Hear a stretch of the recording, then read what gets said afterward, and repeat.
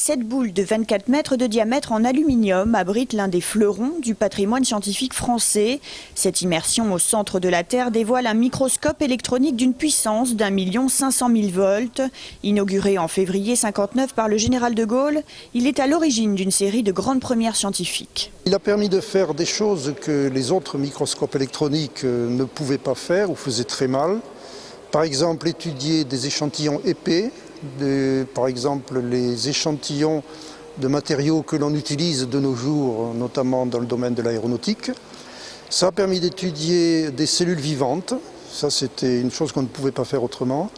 Ça a permis également d'étudier des matériaux avec des propriétés magnétiques particulières. Si aujourd'hui les formes avant-gardistes de l'instrument sont indéniablement esthétiques, il ne faut pas oublier qu'à l'époque c'est avant tout la fonctionnalité de l'appareil et ses performances qui étaient primordiales.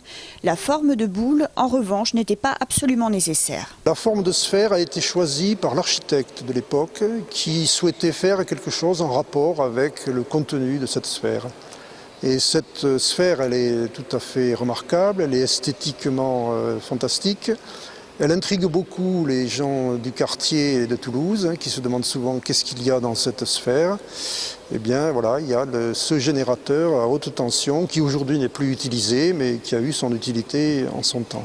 En l'occurrence, jusqu'en 90, le laboratoire du CEMES a malgré tout décidé de sauvegarder cette structure remarquable comme patrimoine, même s'il coûte près de 14 000 € par an. Aujourd'hui remplacé par des modèles plus performants et plus petits, il n'en garde pas moins un statut de pionnier.